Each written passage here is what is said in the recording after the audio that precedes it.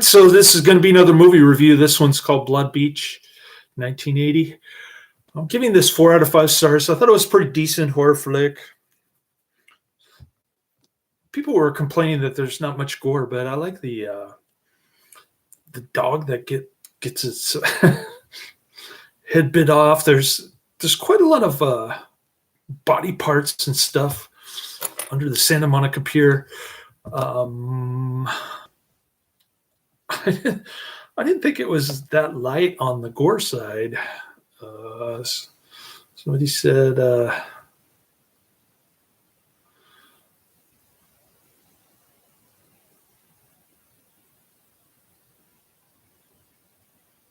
goreless.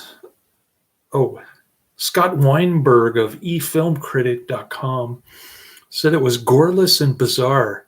It's a tough one to track down. If you do search this one out, you'll probably be out looking for a job. And TV Guide said, unfortunately, the film never rises to the level of its advertising. Okay. I don't know. I thought it was decent. People said it looked like there was Vaseline on the lens. Oddly blurry, as though someone had coated the lens with Vaseline. That was Tom Buckley, New York Times. Anyway, I just had a phone interview with MV Transportation for a bus job, and their hours are not compatible with my busy schedule. So I said, sorry for wasting your time, but I will apply for more jobs tomorrow. On my day off, I got my sick time and my vacation time approved finally, after I bugged them like 6 times.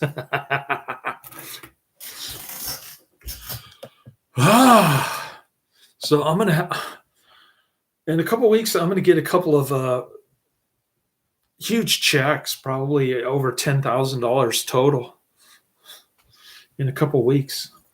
I'm guessing, or next week, actually. So I'll be looking forward to that. Pay all my bills, get my Robinhood account back up to where it should have been last year. Something like that. I'll probably hit my 2021 financial goal midway through 2022, which is what I usually do anyway. I never hit my financial goals on time. It's always 6 months later. So anyways, I posted a couple comments on the Curse of the Stone Hand. When I did the movie review for Curse of the Stone Hand, Catherine, I said I didn't know Catherine Victor. So I went back and I did some more digging, and actually she's in both Mesa of Lost Women, which has Ed Wood's Jailbait music in it. I love that movie. It's not really Ed Wood's. He stole it from Mesa of the Lost Women. So that's not entirely correct. And then Phil Tucker, who did Robot Monster, she was in the Cape Canaveral Monsters, which was one of my first videos. YouTube tried to delete it. I don't know why, but I protested, and it's still up. If you want to see my review of Cape Canaveral Monsters, it's up, and it's got over 1,000 views. People interested in Phil Tucker commenting on my review. So I just wanted to get that out there before I start talking about Blood Beach. The only thing that I disliked about this movie was John Saxon's anti-Proposition 13 speech. Proposition 13 is the only decent thing that ever happened in California, as far as I'm concerned. I mean, it was a full-on tax revolt from property owners, led by the great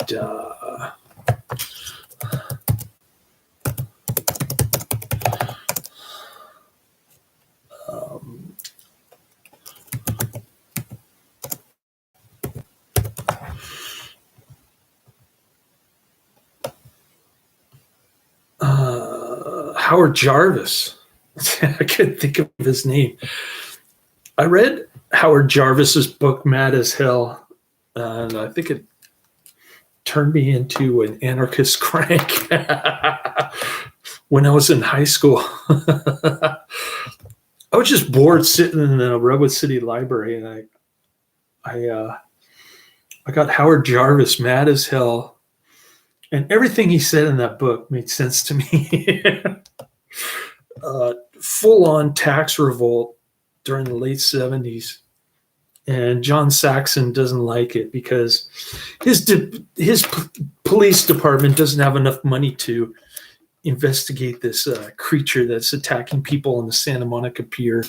All right. So the movie poster says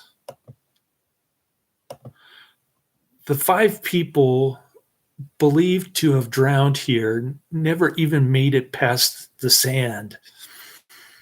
And then right below it says, just when you thought it was safe to go back in the water, you can't get to it. All right. In the opening scene, a woman named Ruth is walking her dog on Los Angeles, California's Venice Beach. I thought it was Santa Monica. Anyways, I guess it's Venice Beach, not Santa Monica. And is suddenly pulled under the sand of the deserted beach by an unseen force. The woman screams for help as heard by Harry Codler, a harbor patrol officer who is swimming nearby. Harry reports Ruth's disappearance to 2 LAPD detectives, Royko and Piantadasi.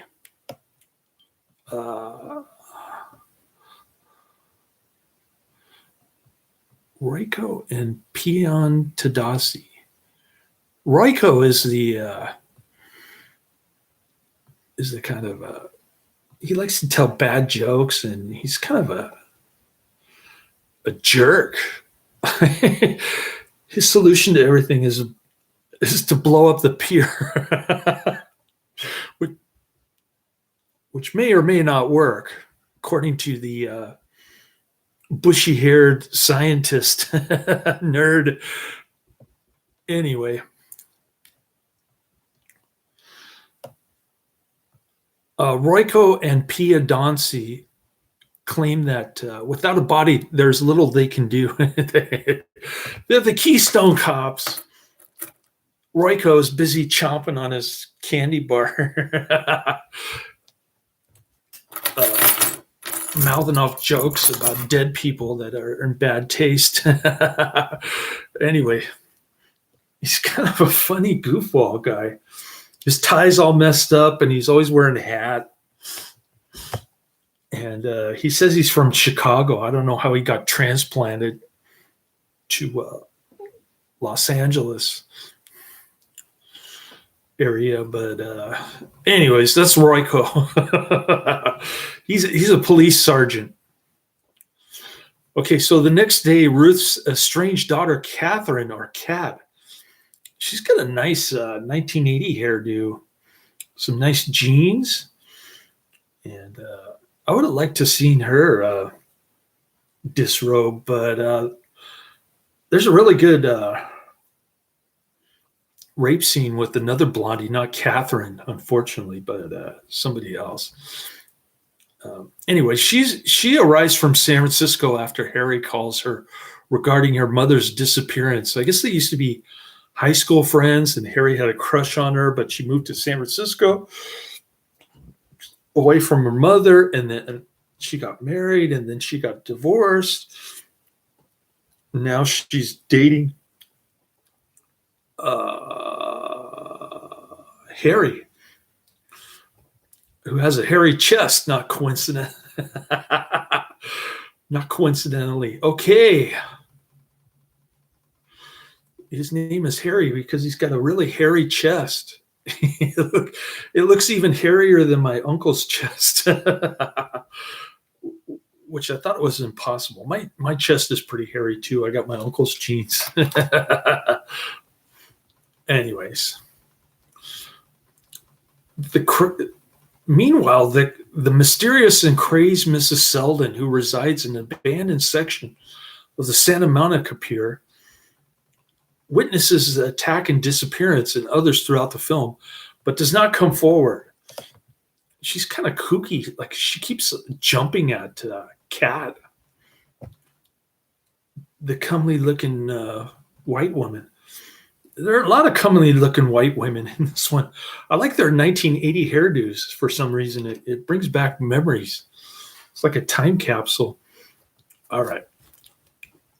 So that night, while staying in Ruth's house, Catherine hears Ruth's dog barking on the beach near the location where Ruth disappeared. Catherine investigates and finds the dog beheaded. That was a cool scene.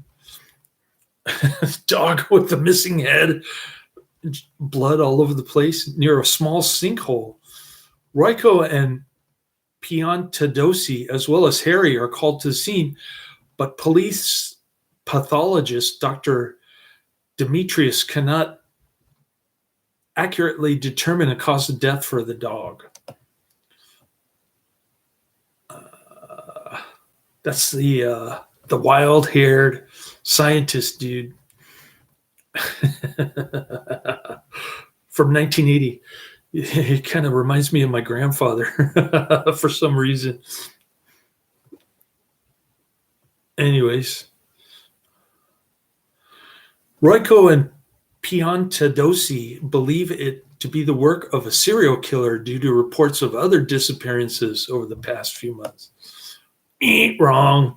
Keystone Cops again. The next morning, a teenage girl is buried in the sand at the beach and begins screaming. Her friends pull her out of the sand only to see that her legs have been injured from an attack by an unseen creature. Oh, and now we're getting somewhere. Unseen creature. The monster looks pretty cool at the end. I thought that was well done. It looks like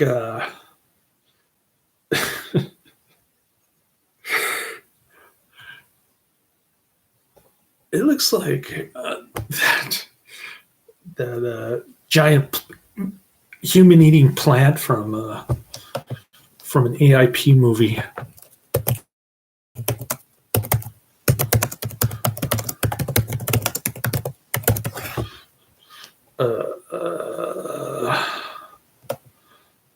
Oh.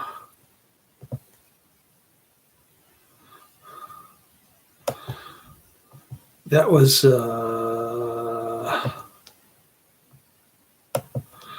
what was the name of them? Little Shop of Horrors. That's what it looks like. Anyways, sorry. I'm a little slow. I haven't had my energy drink, and I'm ready for a nappy poo. I just had another useless phone interview for $23.50 an hour, which is not great pay. Probably there's no overtime, and it conflicts with my busy schedule. Again, which has been the problem. I could be working other places, but it's similar pay to what I'm making now. No overtime, no cash tips, and it conflicts with my schedule. So that's been the recurring problem. Applying for a second job over these past month or so. Anyways, getting back to Blood Beach. The police, led by Captain Pearson, that must be John Saxon. Captain Pearson. I didn't like Captain Pearson. That was the one character that really ticked me off. John Saxon character really ticked me off. If it hadn't been for that character, I would have given this 5 out of 5 stars. But since he's such an anti-Proposition 13 crusader, he gets an F minus in economics. um, it's funny how there used to be real conservatives in California, and they all left the state, and now we're left with Gavin Newsom and his supporters. It's really sad how far California has gone downhill. Really, I mean that sincerely. It's like it used to be the Golden State, and now you go downtown and there's poop all over the sidewalk. That's what I was telling my son. Anyways. Okay, so the police, led by Captain Pearson, begin an investigation by digging up various sections of the beach at night, but they find nothing. The next morning, people visit the beach, which the local media has dubbed Blood Beach. I don't know why they didn't close it down yet, but eventually they closed it down. I guess, late 70s, early 80s, people were willing to take more risk. There's even a scene with a reporter who's interviewing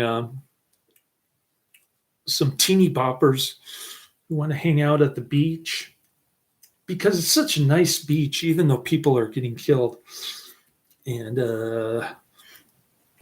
they're not chicken. Anyway, the following night, Harry's co-worker, Hoagie, is closing up the harbor patrol office for the night when his girlfriend ventures under the pier to investigate a noise and is assaulted by a man. That's the good-looking blondie, man. She had her breasts look good. You only get to see it for 1 second, but she was decent. I don't normally say these things about white women, but her breasts were noticeable. That's what Adrian says. I hit the pause button. After being knocked to the ground by the girl, the would-be rapist is attacked by the unseen creature, which castrates him. Another great scene with this ding-a-ling all chopped up and bloody. Cool. We're liking it so far until we get to the point where Captain Pearson is talking to the city council members about how stupid he is with tax money and economics in general. Okay. An evening or two later, Marie, a French airline stewardess who is living with Harry, I guess they're shacking up Santa Monica, not a bad deal, chases after her hat when it is blown by wind onto the beach. She too is grabbed by the unseen creature and pulled under the sand. The next morning, Harry sees Marie's hat on the beach along with this small sinkhole, which he recognizes as similar to the hole at the scene of Ruth's disappearance and the death of the dog. Harry calls the police, who dig up the area around the sinkhole and find Marie's disembodied eyeball. That was another great scene. And Burt Young has a joke about her disembodied eyeball while her boyfriend is watching. Or her former boyfriend, I should say. And Kat is just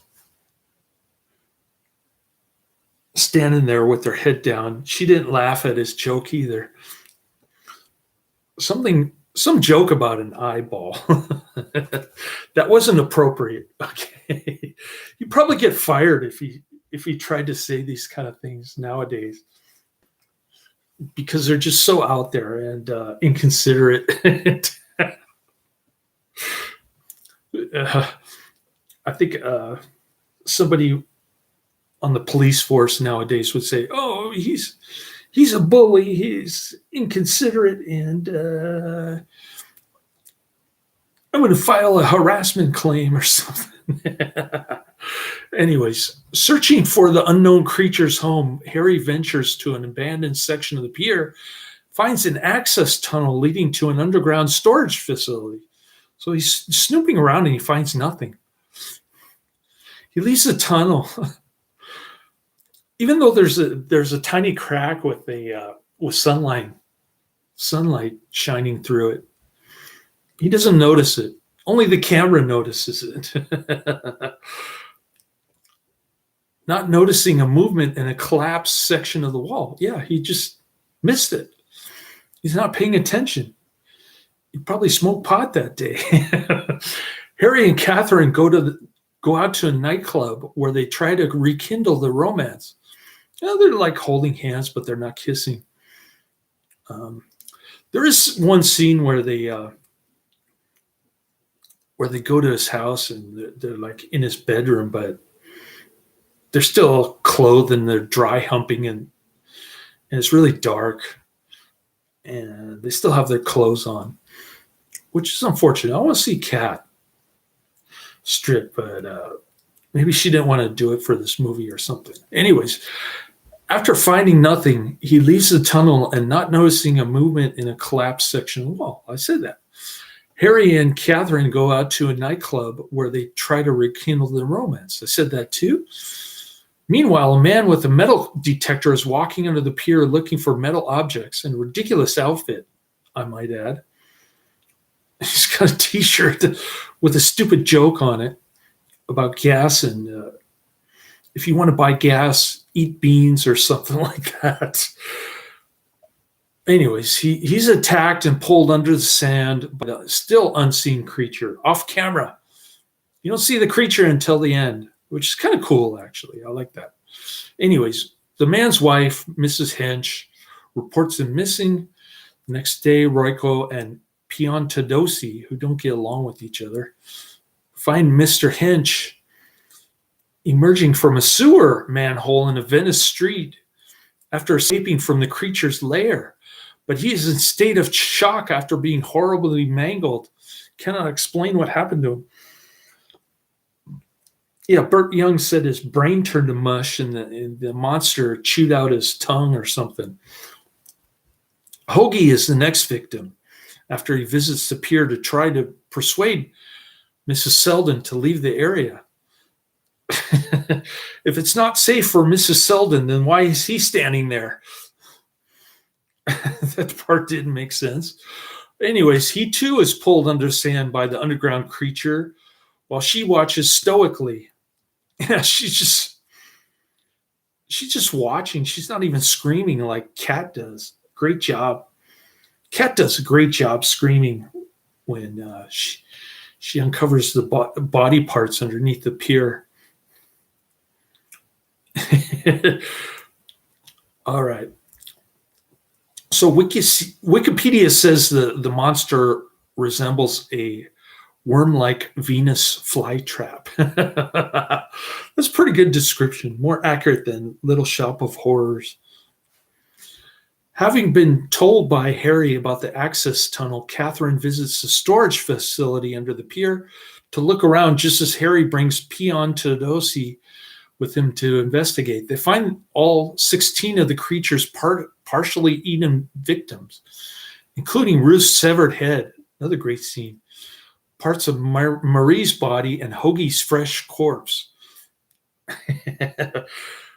Why do they say there's none of gore in this? I don't understand.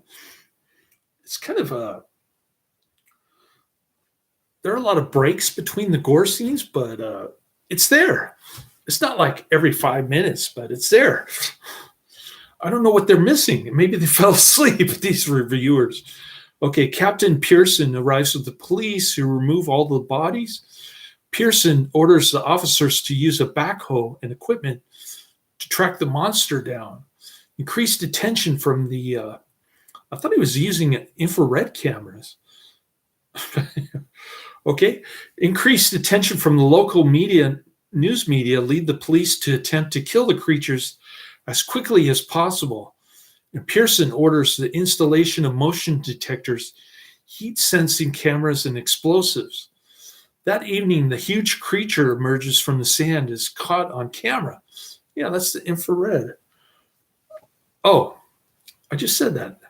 Motion detectors, heat sensing cameras, and explosives. Okay. It resembles a worm-like Venus flytrap, according to Wikipedia. I don't know how to describe it, honestly. It looks like a plant. I guess it does look like a Venus flytrap. That sounds pretty accurate. Okay, without hesitation, but it's big. Anyways, without hesitation, Royko activates the detonator. Shoot first, ask questions later, Royko. And the creature is blown to pieces. Dr. Demetrius points out that they still do not know anything about the monster's origins or abilities, since it resembled a giant worm, and some worms have the ability to regenerate. Demetrius wonders what will happen to each piece. Good question.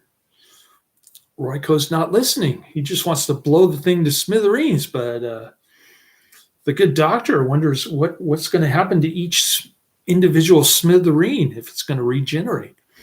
So the next morning, Harry leaves with Catherine to drive her home to San Francisco, while the beach reopens to the public now that the subterranean creature is dead.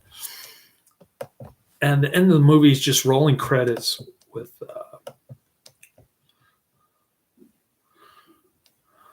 well, you can pretty much guess the ending. I'm not going to spoil it.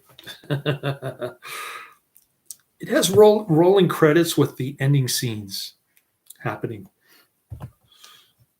So I guess that's a trick to get you to watch the rolling credits. All right. So what do I got on my Netflix queue here? Coming next week. Coming down the pike. Yes, sirree. It's that time of my review where we discuss coming down the pike. Oh, I added another AIP movie to my list also. We'll talk about that too. Cool.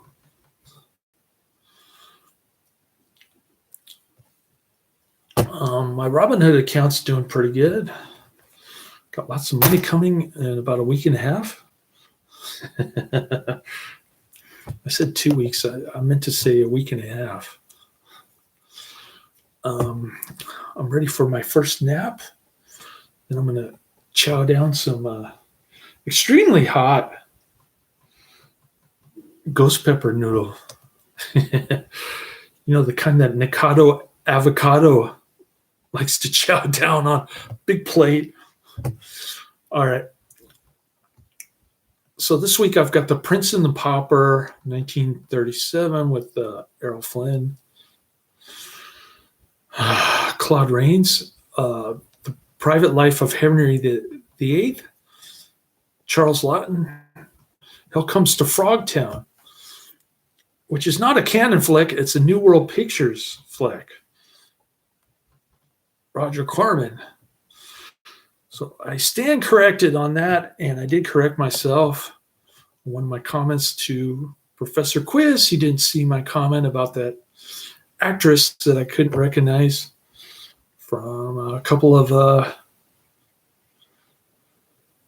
So Bad That They're Good type movies, Mesa of the Lost Woman and the Cape Canaveral Monsters. A couple great movies. All right. So next week I've got Random Harvest, 1942. That's with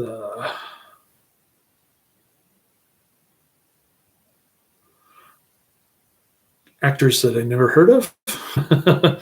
Maybe I have. I'll have to do some more research. Then I've got Return to Oz, which is an Adrian mention.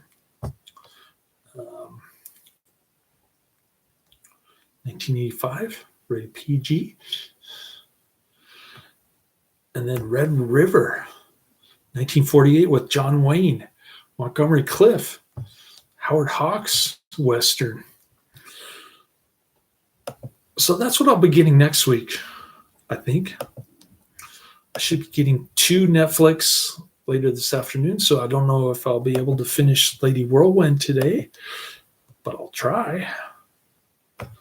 Just going to relax today and watch movies. To heck with I forgot to start my laundry. I knew I forgot something. So I'll start my laundry, take a nappy poo, eat lunch, Maybe finish Lady Whirlwind. And go pick up my son, get some Netflix. Okay. Lady Whirlwind, 1972. That's first on my list. Heavy Traffic, 1973. Shoot Fighter, Fight to the Death, 1993. Tales from the Crypt, 1972. Inflation, 1942. Without Warning, 1980. Revolt of the Zombies. Assault on Devil's Island. Shoot Fighter 2, 1996. Samurai Cop. Attack of the Mayan Mummy, 1964. Jerry Warren. The Assassination. The Screaming Skull. And Slaughter's Big Ripoff, 1973. With James Brown. Another blaxploitation AIP movie. All right. So I've gone over 30 minutes. I read the plot from if there is a plot. I don't think there is a plot to this movie, but Wikipedia is calling it a plot. So I read the plot from Wikipedia. I inserted some of my commentary in between what I thought they missed on Wikipedia. They didn't miss much. It's a pretty extensive plot,